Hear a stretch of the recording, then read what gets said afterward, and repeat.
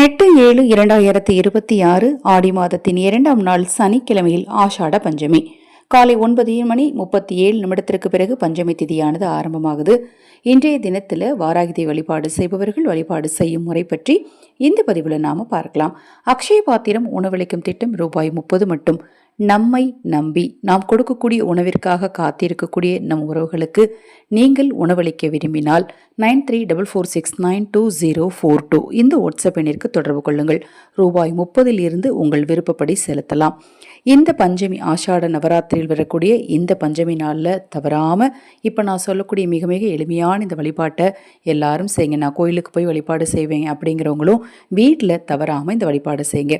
பூஜை அறையில் நீங்கள் தீபம் ஏற்ற போகிறீங்க, அவ்வளோதான்.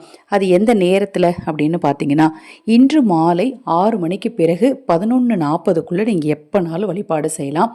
வழிபாடு செய்யும் போது நீங்கள் வைக்க வேண்டிய பிரசாதம் என்ன, சாற்ற வேண்டிய மலர் என்ன, சொல்ல வேண்டிய மந்திரம் என்ன, எல்லாமே இப்போ நம்ம தொடர்ந்து பார்க்கலாம். பதிவே ஸ்கிப் பண்ணாமல் பாருங்கள். கலியுகத்தில் கண்கண்ட தெய்வமாக விளங்கும் வாராகி இல்லந்தோறும் தினம்தோறும் வழிபடக்கூடிய முறையை நான் ஒவ்வொரு பதிவிலையும் தொடர்ந்து சொல்லிட்டு இருக்கிறேன். நம்பிக்கையோடு செய்யுங்க. நிச்சயமாக உங்கள் வாழ்க்கையில் இருக்கக்கூடிய பிரச்சனைகள் எல்லாமே அன்னை வாராகி அருளால் சரியாகும். இன்று நீங்கள் வாராகி தேவிக்கு சூட்ட வேண்டிய மலர் என்ன அப்படின்னு பார்த்தீங்கன்னா, தாமரை மலர். தாமரை மலர் சூட்டி இன்றைய தினத்தில் வழிபட்டீங்கன்னா எப்பேற்பட்ட கடனும் நிச்சயமாக தீரும். நீங்கள் தேங்காய் தீபம் ஏற்றலாம். இல்லை அப்படின்னா 5 அகல் விளக்கில் 3 நெய்யும் 2 நல்லெண்ணெயும் ஊற்றி நீங்கள் வட்ட வடிவில் ஒரு தட்டில் அரிசியை பரப்பி அந்த அரிசியில் நீங்கள் விளக்கை வட்ட வடிவில் வச்சு நீங்கள் தீபத்தை ஏற்றலாம். இல்லைங்க நான் குத்து விளக்குலேயே 5 முகம் இருக்குது அதில் ஏற்றலாமா அப்படின்னா நெய் பாதி நல்லெண்ணெய் பாதி கலந்து ஊற்றி நீங்கள் தீபத்தை ஏற்றிக்கலாம். பிரசாதமாக நீங்கள் என்ன வச்சாலும் சரி அதோடு எள்ளுருண்டை 3 எள்ளுருண்டை வைத்து வழிபாடு செய்யணும். 3 எள்ளுருண்டை வைத்து அன்னை வாராகி இன்றைய தினத்தில் வழிபாடு செஞ்சீங்கன்னா குடும்பத்தில் இருக்கக்கூடிய மனக்கசப்புகள் நீங்கும், நிம்மதி உண்டாகும். நீங்கள் இன்றைக்கி செய்ய வேண்டிய தாந்திரிக பரிகாரம் என்ன அப்படிங்கிறத தான் இப்போ ஸ்க்ரீனில் பார்த்துட்ருக்கீங்க. கற்பூரவள்ளி இலை. வெற்றிலைக்கு நிகரான சக்தி கொண்ட ஒரு இலை தான் இந்த கற்பூரவள்ளி இலை. அதுவும் அன்னை வாராகிக்கு பஞ்சமி திதியில் கற்பூரவள்ளி இலையால் மாலை சாற்றி வழிபட்டாலும் கடன் தீரும். இந்த கற்பூரவள்ளி இலை எடுத்து ஒரு தட்டில் வச்சுக்கோங்க. சிறிதளவு சந்தனம் அல்லது மஞ்சள் தூளை பன்னீர் ஊற்றி குழைத்து ஸ்வஸ்திக் சின்னத்தை கற்பூரவள்ளி இலையில் நீங்கள் வரைஞ்சி அன்னை வாராகியின் பாதத்தில் வைத்து நீங்கள் வழிபாடு செய்யணும்.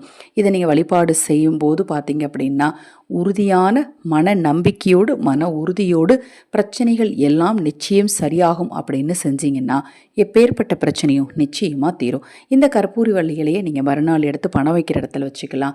இல்லை அப்படின்னா நிலைவாசலில் நீங்கள் மாவிளை தோரணம் கட்டுவீங்க இல்லையா, அந்த இடத்துல வச்சுக்கலாம். காய்ந்த பிறகு கால்படாத இடத்துல அப்புறப்படுத்திக்கலாம்.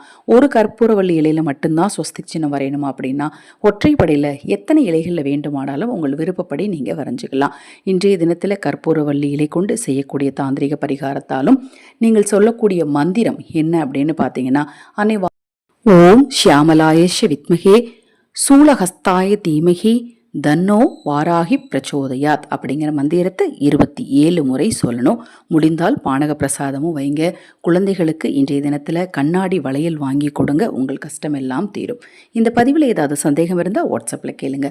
தொடர்ந்து நம்ம சேனலில் பாருங்கள். ஹரஹர சங்கர ஜெய ஜெயசங்கர மகாபெரிவா திருவடிப்பாதம் சரணம் சரணம். நல்லதே நடக்கட்டும்.